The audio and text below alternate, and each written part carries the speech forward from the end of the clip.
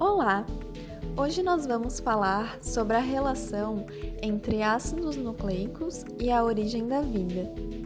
O Darwin, em seu revolucionário livro A Origem das Espécies, desenvolveu bem como a seleção natural acontece. Porém, nada disse sobre a origem da vida em si. Muitas hipóteses foram elaboradas para explicar a origem da vida, como a panspermia cósmica, a hipótese heterotrófica e autotrófica, dentre muitas outras. Hoje falaremos da hipótese do mundo de RNA, mas antes precisamos falar um pouco sobre os ácidos nucleicos. Os ácidos nucleicos, DNA e RNA, são macromoléculas formadas por unidades menores, os nucleotídeos. Possuem função de armazenamento, transporte de informações genéticas e síntese proteica.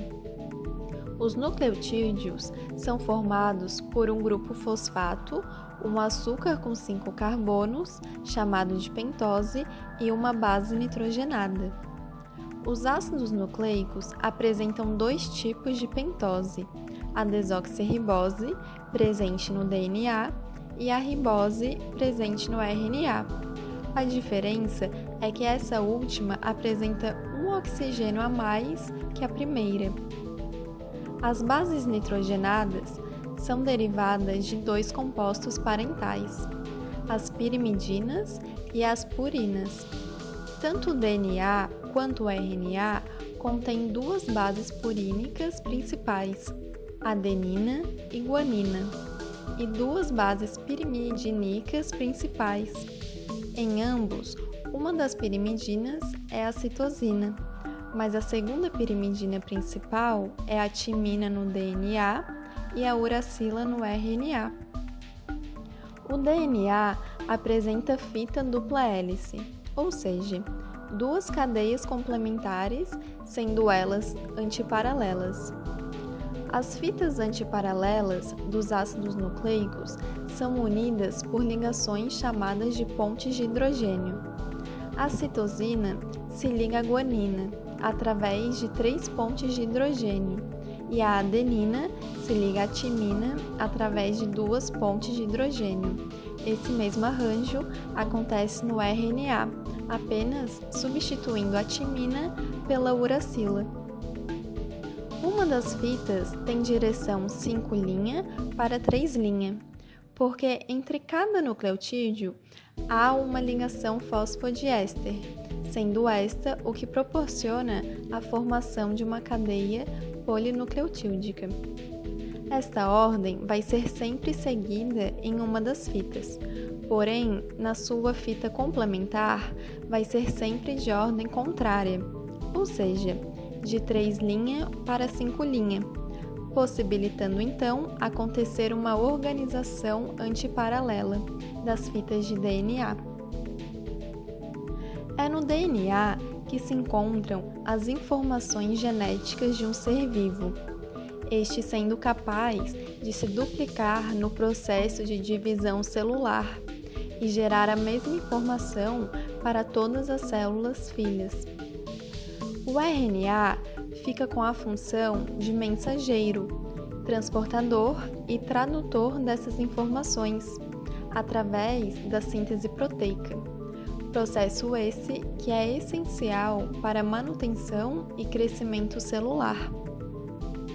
Em todos os organismos modernos, ácidos nucleicos, DNA e RNA são necessários para construir proteínas, e proteínas são necessárias para construir ácidos nucleicos. Mas então, quem veio primeiro, os ácidos nucleicos ou a proteína? O dilema do ovo e da galinha. O que veio primeiro, o ovo ou a galinha? O filósofo grego Aristóteles escreveu em sua Historia Animalum: se existiu um primeiro homem, ele deve ter nascido sem pai nem mãe, o que é repugnante para a natureza, pois não pode ter havido um primeiro ovo para dar origem aos pássaros, nem pode ter havido um primeiro pássaro que deu origem aos ovos, pois um pássaro vem de um ovo. Esse é um dilema bastante representativo da instigante questão acerca da origem da vida. Afinal, toda vida provém de outra vida, certo? Não é tão simples assim, como veremos na hipótese do mundo de RNA, proposta por Walter Gilbert em 1986. Até pouco tempo, considerava-se o RNA um pouco mais que um mensageiro entre o DNA e as proteínas, carregando instrução como o RNA mensageiro. Porém, descobriu-se que algumas dessas estruturas podem catalisar reações químicas. Isso significa que o RNA pode armazenar informações genéticas e causar reações químicas para se autocopiar. Então, como o RNA evoluiu na Terra?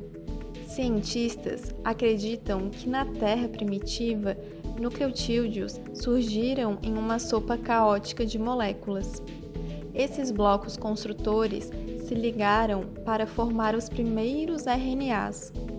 Em algum momento, essas fitas únicas deram origem ao DNA.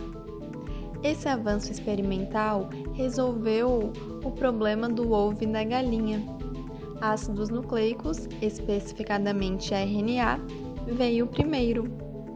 Então, várias lacunas já foram preenchidas até agora em relação a esse tema. Porém, estamos falando de bilhões de anos atrás, e apesar de várias evidências, ainda temos muito o que compreender sobre a origem da vida, o universo e tudo mais.